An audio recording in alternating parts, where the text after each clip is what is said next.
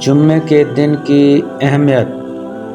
حضرت علی رضی اللہ تعالیٰ عنہ سے روایت ہے کہ نبی کریم صلی اللہ علیہ وسلم نے فرمایا، جب جمعے کا دن ہوتا ہے تو جبرائیل آمین علیہ السلام مسجد الحرام کعبۃ اللہ پر اپنا جھنڈا گاڑ دیتے ہیں اور دوسرے ملائک بھی اپنے جھنڈے سے نشانات ان مسجدوں کے دروازوں پر نصب کر دیتے ہیں جہاں نماز جمعہ ہوتی ہے۔ پھر چاندنی کے کاغذوں پر سونے کی قلموں سے جمعے کی نماز کے لیے آنے والوں کا نام ترتیب سے درج کرتے ہیں۔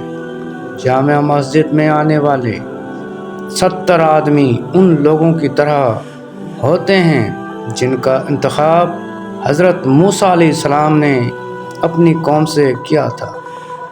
پھر نماز کی صفوں میں گھس کر لوگوں کو تلاش کرتے ہیں۔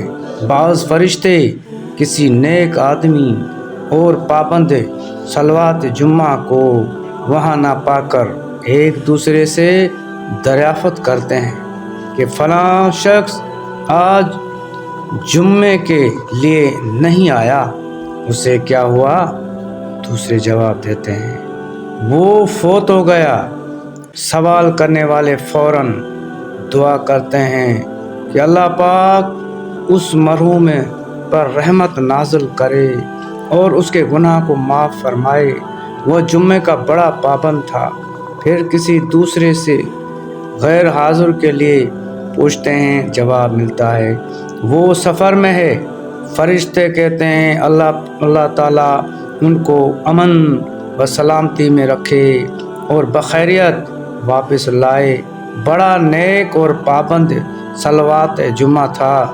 چند فرشتے پھر سوال کرتے ہیں کہ وہ شخص کہاں ہے جو باقاعدگی سے جمعہ نماز ادا کرتا تھا؟ جواب دیا جاتا ہے کہ وہ بیچارہ علیل ہے۔ فرشتے اس کی صحت کے لیے دعا کرتے ہوئے کہتے ہیں اللہ پاک اسے صحت کامل عطا فرمائے، وہ جمعے کی نماز کا بڑا پابند تھا۔ حدیث شریف میں آتا ہے کہ جمعے کی نماز کو جلد جائے کیونکہ فرشتے مسجد کے دروازے پر موجود رہتے ہیں۔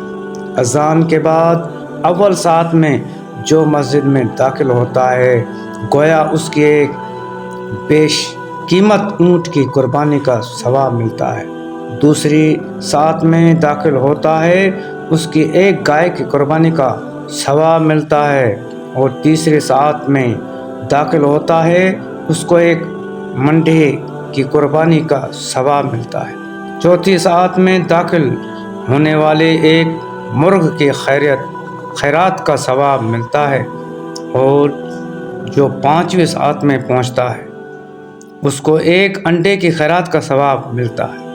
اور جب امام خطبہ شروع کرتا ہے تو فرشتے ثواب لکھنا بند کر دیتے ہیں اور خطبہ سننے میں مشغول ہو جاتے ہیں۔ اس کے بعد جو آتا ہے صرف جمعے کی نماز کا ثواب پاتا ہے۔ حدیث شریف میں آیا ہے کہ جو شخص خاموش ہو کر خطبہ سنے گا اور نماز ادا کرے گا تو دوسرے جمعے تک اس کے گناہ نامہ اعمال میں درج نہ ہوں گے، اور جو شخص مابین خطبہ بات چیت کرتا ہے اسے قیامت کے روز دوزخ کے پل پر چلنا ہوگا۔ حضور اکرم صلی اللہ علیہ وسلم نے فرمایا، جس شخص کے لیے 3 جمعے بغیر عذر شرعی ترک کیے اس نے اسلام سے منہ پھیرا اور اس کا دل زنگ آلود